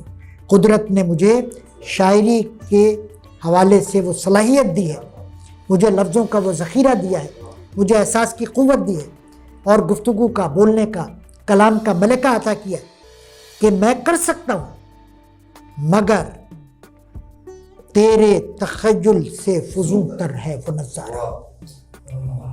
تیرا تخیل برداشت نہیں کر سکتا، تیری سوچ محدود ہے، تیری فکر محدود ہے، اور ایک دن میں محدود نہیں ہوئی۔ اس میں بھی تو نے، ساری قوم نے مل کر بڑی محنت کی ہے اپنے تخیل کی پرواز کو محدود کرنے میں، اپنی فکر کو محدود کرنے میں، صدیاں لگائی۔ صدیوں میں جا کر، صدیوں میں ہم نے جو چیز گنوائی اس میں قوت تخیل، قوت تخلیق اور قوت تدبیر و تدبر، یہ ہم نے گنوا دیا۔ اگر تیرا تخیل اس قابل ہوتا کہ تو میری بات سمجھ سکتا تو میرے لیے مشکل نہیں تھا۔ مشکل دوسری طرف ہے، تجھے آبا سے اپنے کوئی نسبت ہو نہیں سکتی، تجھے آبا سے اپنے کوئی نسبت ہو نہیں سکتی۔ اس گفتگو کے آغاز سے قبل ایک دوست کی فرمائش تھی کہ آبا کی جگہ ابا یا ابو وغیرہ کے الفاظ لگا دیے جائیں، لیکن میں ایسا نہیں کروں گا کیونکہ کچھ کام آپ بھی تو کریں. تجھے آواز سے اپنے کوئی نسبت ہو نہیں سکتی. لفظ کوئی نے سارے امکانات ختم کر دیے. یہ نسبت، وہ نسبت، تھوڑی سی نسبت، ذرا سی زیادہ نسبت، نہ کم نہ زیادہ، نہ ایسی نہ ویسی، کوئی نسبت ہو نہیں سکتی. جی تجھے جی جی جی جی جی باپ کا علم نہ بیٹے کو اگر ازبر ہو، باپ کا علم نہ بیٹے کو اگر ازبر ہو، پھر پسر وارث میراث پدر کیوں کر ہو. اگر باپ کا علم نہیں جانتا، باپ سے علم کی وراثت نہیں ملی، ترکہ نہیں ملا، تو پھر وہ اس قابل نہیں ہے کہ اسے وارث کہا جائے. تجھے آواز سے اپنے کوئی نسبت ہو نہیں سکتی کہ تو گفتار وہ کردار، تو ثابت وہ سیارہ. تیری صرف باتیں جی آپ کہہ سکتے ہیں. جی بالکل. لیکچر دینے والے کو یہ تانا کہیں بھی سننے کو مل سکتا ہے کہ تو گفتار وہ کردار، تو ثابت وہ سیارہ. گفتار اور کردار بھی ضد ہے اور ثابت اور سیارہ بھی ضد ہے. سیارہ علم حیت کی روح سے گھومنے والا تارہ، ستارہ یا نجم، گھومنے والا. اور جو غیر متحرک ہے وہ ثابت ہے، جو اپنے مدار میں رکا ہوا ہے. تو ہمیں تشبیہ دی ہے کہ ہم سیارہ نہیں ہیں، متحرک نہیں ہیں. اچھا یہ تحرک ایسا نہیں ہے کہ ہم اقبال کا یہ شعر پڑھ کر اور ہم دوڑنا شروع کر دیں کہ آپ نے کہا تھا کہ رکے ہوئے ہو، تانا دیا تھا، لیجیے اب تو رکے ہوئے نہیں، اب تو ہم اس اسٹیڈیم کے 10 چکر روز لگایا کریں گے. لیکن تانا پھر بھی ملے گا، کیونکہ یہ جو تحرک کی کیفیت ہے یہ فکری تحرک ہے، یہ احوالی تحرک ہے. آج اگر ہماری حالت وہی ہے جو حالت کے ہمارے گزرے ہوئے کل میں تھی، تو پھر ہماری زندگی میں تحرک نہیں. تبدیلی، اپنے آج کو اپنے گزرے ہوئے کل سے بہتر بنانا ہے تحرک. اگر ہم اپنے کردار کو بہتر بناتے چلے جا رہے ہیں تو ہم متحرک ہیں. اور اگر ہم خوب دوڑ رہے ہیں، بھاگ رہے ہیں، ورزشیں کر رہے ہیں، لیکن ہمارا کردار وہیں کھڑا ہے، کوئی اس میں بہتری نہیں آئی، ہمارے اخلاق میں بہتری نہیں آئی، بلکہ ممکن ہے کہ سفر معکوس سفر ہو جائے، تو پھر ہم کہیں گے کہ ہم سیارہ نہیں ہیں بلکہ ثابت ہیں. بلکہ ثابت سے بھی کسی نچلے درجے میں آنا ثابت ہو جائے گا. گنوا دی ہم نے جو اسلاف سے میراث پائی تھی. سوریا آ گئی بھی، بلکہ آ رہی جی. گنوا دی ہم نے جو اسلاف سے میراث پائی تھی. اب سنجیدہ ہو جائیے. گنوا دی، کیونکہ گنوانے کے بعد تو سنجیدہ ہونا لازم ہے. گنوانے سے پہلے سنجیدہ ہو جائیں تو زیادہ فائدے میں. لیکن اب بھی کچھ نہیں ہے. کارواں کے دل سے احساس زیاں اگر جاتے جاتے بھی رہ جائے تو بھی کچھ نہ کچھ حاصل ہو جائے گا. گنوا دی ہم نے، ہم سب نے. اب اس میں صرف نوجوانوں کا ذکر نہیں، مسلم ملت. گنوا دی ہم نے جو اسلاف سے میراث پائی تھی. اب اس میراث کی جزیات کیا ہیں یہ آپ خود سمجھتے ہیں. کیا کیا چیزیں ہیں جو میراث میں شامل ہو سکتی. گنوا دی ہم نے جو میراث اسلاف سے، اپنے آباء و اجداد سے. سریا سے زمین پر راسمان ہم کو دے بارا. بالکل علم حیت کی روح سے سریا، عقد سریا، 7 سہیلیوں کا جھرمٹ، وہ مجموعہ ستاروں کا جو آسمان کی بلندی پر انتہائی روشن دکھائی دیتا ہے. میر انیس نے بھی استعمال کیا ہے نظم سریا، اور عقد سریا بھی ترکیب اردو میں استعمال ہوتی رہی ہے. اس کے علاوہ غالباً جواب شکوہ میں چاہتے سب ہیں کہ ہوں اوج سریا پہ مقیم. یہ مصرع بھی آیا ہے، دوسرا ذہن میں نہیں آ رہا اس وقت. تو ثریا کا لفظ ہمارے یہاں شاعری میں بہت استعمال ہے، اشارہ ہے بلندی کی طرف. وہ کیا کہتے ہیں کہ تا ثریا می رود دیوار کچ، خشت اول چوں نہد معمار کچ.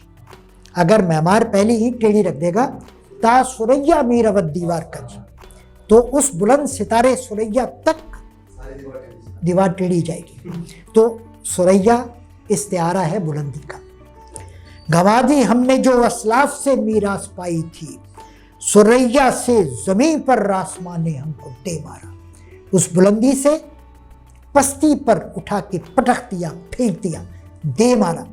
ذلت، خواری اور بربادی کی اس سے زیادہ نقش گری، اس سے زیادہ تصویر کشی کیا ہو؟ دے مارا، ذلیل کر دیا. تم اس قابل نہیں ہو کہ تمہیں بلندی پر رکھا جائے، تم اس قابل نہیں ہو کہ تمہیں ماتھے کا جھومر بنایا جائے. تم پستی کے قابل ہو، تم پستی کے مخلوق ہو. ثریا سے زمین پر آسمان نے ہم کو دے مارا. آسمان کو آخر ایسی کیا مصیبت پڑی تھی؟ اشارہ ہے وقت. آسمان زمانے کے لیے استعارہ ہے. وقت نے، زمانے نے جو ہمارے عمل کا رد عمل دیتا ہے، جو ہمارے عمل کے حساب سے ہمارے مقام کی تعیین کرتا ہے، اس نے ہمارے کس مقام کی تعیین کی کہ ان کا مقام ہے پستی. حکومت کا تو کیا رونا کہ وہ ایک عارضی شے تھی. پوری انسانی تاریخ آپ اٹھا کے دیکھ لیجئے، جب جس کے پاس حکومت رہی اس اصول سے وہ نابلد بھی رہا، اور اگر جانتا تھا تو اس کا منکر بھی رہا. اور ہر ایک نے یہ سمجھا کہ میری حکومت، میرے خاندان کی حکومت، میری قوم کی حکومت، میری قوت، میرا استبداد اور میری یہ شان و شوکت دائمی ہے. حکومت کا تو کیا رونا کہ وہ ایک عارضی شے تھی، ختم ہونے والی شے تھی. نہیں دنیا کے آئین مسلم سے کوئی چارہ. وقت کے اپنے اصول ہوتے ہیں. بنانے والے نے یہ دنیا کچھ اصولوں کے تحت بنائی ہے، وہ قدرت کے اصول ہیں، ان سے روگردانی ممکن نہیں.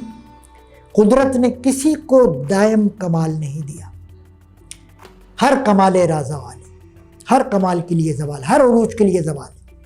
تو حکومت آج کسی کے پاس ہے، کبھی دھوپ ہے، کبھی چھاؤں ہے، کبھی بہار ہے، کبھی خزاں ہے. حکومت کا تو کیا رونا کہ وہ ایک عارضی شے تھی. نہیں دنیا کے آئین مسلم سے کوئی چارہ.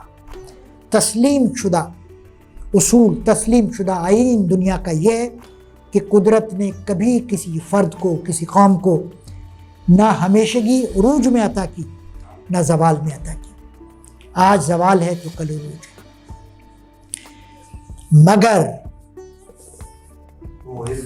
جی یہ سمجھے ٹرننگ پوائنٹ ہے اس نظم کا، اختتام، اس کا حاصل، اس کا نچوڑ، ماحصل. ایسا لگتا ہے کہ شاید اسی نقطے تک پہنچانے کے لیے علامہ نے یہ پوری نظم کہی. پورا پس منظر ہمیں راغب کرنا چاہتے ہیں، جس کام پہ لگانا چاہتے ہیں، وہ اب اس شعر میں ہے. Second last. مگر اور میں تو یہ کہوں گا کہ یہ مگر اتنا بڑا مگر ہے، اتنا بڑا مگر ہے کہ ہماری پوری تاریخ اس کے سائے میں آ گئی. ہماری پوری تاریخ میں ہر موڑ پہ مگر موجود ہیں. اور یہ مگر کون سے والے مگر؟ جو منہ پھاڑے ہوئے. بالکل. وہ ہمیں، ہماری شان و شوکت کو، ہمارے تدبر کو، ہمارے کردار کو، ہر ایک کو ہڑپ کرنے کے لیے، کھانے کے لیے تاریخ کے ہر موڑ پہ موجود رہے. ان سے جان چھوڑانی ہوگی. مگر وہ علم کے موتی، وہ قابل غور ہے، وہ معمولی لفظ نہیں ہے جی. ان کی قدر و منزلت، ان کی حیثیت ان موتیوں کی، ان کی چمک دمک، خوبصورتی، دلکشی ظاہر کرنے کے لیے لفظ وہ. مگر وہ علم کے ایسے ویسے نہیں. یہ جو بازاروں میں موتی ملتی ہیں، جو محلات میں ہیں، عمرا کے پاس ہے، یہ والے موتی نہیں، علم کے موتی۔ کتابیں اپنے آبا کی، کتابوں کو تشبیہ دی ہے علم کے موتیوں سے، مگر وہ علم کے موتی کتابیں اپنے آبا کی، جو دیکھیں ان کو یورپ میں تو دل ہوتا ہے سی پارا۔ اقبال بچشم خود دیکھ کر آئے، انڈیا آفس لائبریری علم میں تھی اقبال کی، میونخ میں، پیرس میں، یورپ کے اور مقامات پر کہاں کہاں سے ذخیرے مسلمانوں کے جمع کر کے نہیں لائے گئے، دمشق سے، بغداد سے، اندلس سے، قرطبہ سے، غرناطہ سے، اور وہ ساری چیزیں جو ہماری ملکیت ہونی چاہیے تھی، جن سے ہمیں فائدہ اٹھانا چاہیے تھا، ان سے انہوں نے فائدہ اٹھایا اور اب بھی وہ فائدہ اٹھا رہے۔ مگر وہ علم کے موتی کتابیں اپنے آبا کی، جو دیکھیں ان کو یورپ میں تو دل ہوتا ہے سی پارا۔ 30 ٹکڑے ہو جاتا ہے دل، 30 ٹکڑے۔ ہم قرآن پاک کے ایک جز کو بھی سپارہ کہتے ہیں، اور پہلے مصرے میں لفظ آیا ہے کتابیں، ام الکتاب قرآن، دوسرے مصرے میں اس کی مناسبت سے لفظ آ گیا سپارہ۔ ٹکڑے ٹکڑے اس کا متبادل ہے، دل ٹکڑے ٹکڑے ہو جاتا ہے، لیکن اقبال نے سی پارہ استعمال کیا۔ اقبال کی ڈکشن، اقبال کی لغت اقبال کو ممتاز کرتی ہے دوسرے شعراء سے، یعنی ہم اقبال کے شعر کو پہچانتے ہیں اس کی لفظیات سے۔ جس نے بھی اقبال کا کلام پڑھا ہے وہ بآسانی دوسرے شاعروں کے کلام سے الگ کر سکتا ہے کہ یہ شعر اقبال کا ہے یا ہو سکتا ہے۔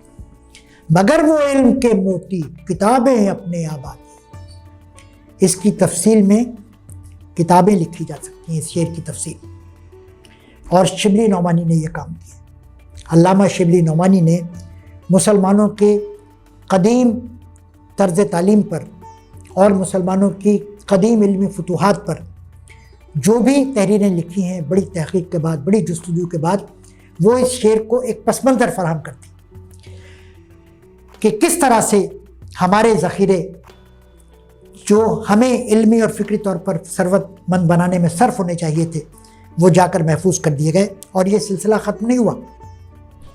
آج کے دور میں بھی ہم اپنے آج کے علمی سرمایہ کو محفوظ رکھنے کے لیے اتنے فکر مند نہیں ہیں جتنے ہمارے علمی سرمایہ کے لیے جاپان والے فکر مند ہیں، یا امریکہ والے فکر مند ہیں، یورپ والے فکر مند ہیں۔ ان کے یہاں محفوظ ہو رہی ہیں ہماری چیزیں۔ مگر وہ علم کے موتی کتابیں اپنے آبا کی۔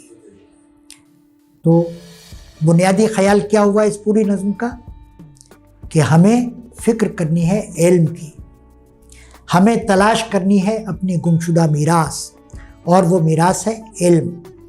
اور بہت کچھ پیچھے ذکر آ گیا، ہماری حکمرانی کا ذکر آ گیا، ہماری شان و شوکت کا ذکر آ گیا، بہت کچھ آ گیا، لیکن اگر اس سب کی کنجی ہے تو وہ علم۔ علم کے ذریعے آج یورپ ہم سے آگے ہے، علم کے ذریعے آج وہ ایک طاقت ہے۔ علم کی کمی کے سبب، علم کے نہ ہونے کے سبب آج ہم پسماندہ بھی ہیں اور آج ہم مظلوم بھی ہیں۔ مگر وہ علم کے موتی کتابیں اپنے آبا کی، جو دیکھیں ان کو یورپ میں تو دل ہوتا ہے سی پارا۔ اس کے بعد آخری شعر، اور ایسا کمال کا شعر اقبال کے حافظے نے نکال کے، غنی کاشمیری کا، ملا طاہر غنی کاشمیری کا ایسا شعر اقبال کے سامنے آیا جو غنی کاشمیری کی ایک معروف غزل میں شامل ہے آخری شعر کے طور پر، اور تضمین کر دیا، گرانی لگائی جی، تضمین کر دیا اس طرح سے کہ پوری نظم کا ایک ایسا اختتام ہو جاتا ہے، یوں معلوم ہوتا ہے کہ جیسے ملا غنی کاشمیری نے، ملا طاہر غنی کاشمیری نے اس نظم کے لیے لکھا تھا۔ تضمین کا یہ کمال ہوتا ہے کہ آپ کوئی پرانا شعر، کسی اور ماحول میں کہا گیا شعر، اس کے ماحول سے کاٹ کر لائیں اور اپنے ماحول میں ایسے جوڑ دیں کہ پیوند کاری محسوس نہ ہو، یہ کمال۔ تو اچھا، ملا محمد طاہر غنی کاشمیری، یہ ہمارے کشمیر ہی کے شاعر تھے، اور ان کا شعر یہاں پر لانے کی دو معنویتیں اور میرے ذہن میں آتی ہیں۔ ایک تو یہ کہ اس نظم میں فقر کا ذکر کیا گیا بڑی شدت کے ساتھ، اور ملا غنی کاشمیری کی زندگی فقر کی ایک عمدہ مثال تھی۔ بڑے درویش منش انسان تھے، درویش صفت انسان تھے۔ ان کے بارے میں کہا جاتا ہے کہ جب وہ گھر میں ہوتے تھے تو دروازہ بند رکھتے تھے، اور جب گھر سے جاتے تھے تو دروازہ کھلا چھوڑ جاتے تھے۔ کسی نے پوچھا کہ ایسا کیوں؟ تو کہا کہ سب سے قیمتی شے تو میں خود، جبکہ گھر میں ان کے سوا واقعی اور کوئی قیمتی شے ان کی نہیں تھی۔ اور دوسرے حوالہ یہ محسوس ہوتا ہے مجھے کہ جوانوں سے خطاب ہے، اور یہ جواں مرگ شاعر تھے، 40 بہاریں نہیں دیکھ پائے، اور 1668 ان کا وفات کا سال، یعنی اورنگزیب عالمگیر کی حکومت کے ابتدائی دنوں میں یہ دنیا سے رخصت ہو گئے۔ تو غنی طاہر کاشمیری سے، محمد طاہر غنی کاشمیری سے اقبال کو بڑی نسبت اور بڑا ذوق رہا۔ اقبال خود بھی کشمیری تھے۔ اقبال نے اور جگہوں پر بھی غنی کاشمیری کو تضمین کیا ہے، اور ان کی شان میں شعر بھی کہیں کہ ایک شعر میں آپ کے سامنے پیش کرتا ہوں۔ شاعر رنگی نوا طاہر غنی، شاعر رنگی نوا طاہر غنی، فقر او باطن غنی ظاہر غنی۔ فقر او، اقبال نے بھی اشارہ کیا ہے ان کے فقر کی طرف۔ تو اس وجہ سے اور زیادہ بامانی ہو جاتا ہے غنی، ملا طاہر غنی کے شعر کو تضمین کرنا۔ اور بھی شاعر ہو سکتے تھے، ان کا شعر یہاں لایا جا سکتا تھا، لیکن اختتام ان دو وجوہات سے مجھے اچھا معلوم ہو۔ اب شعر سن لیجئے۔ غنی روزے سیاہ پیر کنعارا تماشا کن، غنی روزے سیاہ پیر کنعارا تماشا کن، کہ نور دیدے اش روشن کند چشم زلیخا را۔ اے غنی، پیر کنعا حضرت یوسف علیہ السلام کی بد نصیبی کا تماشا کر، روزے سیاہ پیر کنعا، ان کی سیاہ بختی، ان کے بخت کی سیاہ روزی کا مشاہدہ کر کہ ان کی قسمت کیسے ان کے خلاف ہو گئی۔ کیسے خلاف ہو گئی؟ بیٹا جدا ہو گیا۔ حضرت یوسف علیہ السلام کو قافلے والے اپنے ساتھ لے گئے، ان کے بھائیوں کے ظلم و ستم کے نتیجے کے طور پر، معلوم ہے آپ کو۔ مصر لے گئے، اور مصر میں وہ بالآخر کہاں پہنچے؟ عزیز مصر کی بیوی کے محل میں، اور وہ فریفتہ ہو گئی حضرت یوسف علیہ السلام پر، یعنی اس نے حضرت یوسف علیہ السلام کے حسن سے اپنی آنکھیں روشن کی، جبکہ اس نوجوان یا اس بچے کے حسن سے کس کی آنکھیں روشن ہونی چاہیے تھی؟ ان کے والد۔ وہ تو محروم ہو گئے، والد محروم ہو گئے، اور آنکھیں کس کی روشن ہو رہی ہیں؟ زلیخا کی یا زلیخا کی، کہ نور دیداش، کہ ان کا نور روشن کند، روشن کر رہا ہے چشم زلیخا را، چشم زلیخا کو۔ ہماری کتابیں، واہ واہ، وہ یورپ والوں کی نگاہ۔ تو اس گفتگو کا اختتام کے لیے میرا خیال ہے پہلا شعر مناسب ہے۔ اس کو ہم ایک دفعہ اور پڑھ کے، اور تفکر کی دعوت دے کر، تدبر کی دعوت دے کر، سوچنے کی دعوت دے کر ختم کرتے ہیں۔ کبھی اے نوجوان مسلم، اقبال نے خطاب کیا تھا نوجوان مسلم سے، لیکن میں اپنی اس گفتگو میں اپنے آپ سے بھی مخاطب، آپ سے بھی مخاطب۔ کبھی اے نوجوان مسلم تدبر بھی کیا تو نے، وہ کیا گردوں تھا تو جس کا ہے ایک ٹوٹا ہوا تارا، تو جس کا ہے ایک ٹوٹا ہوا تارا۔ شکریہ۔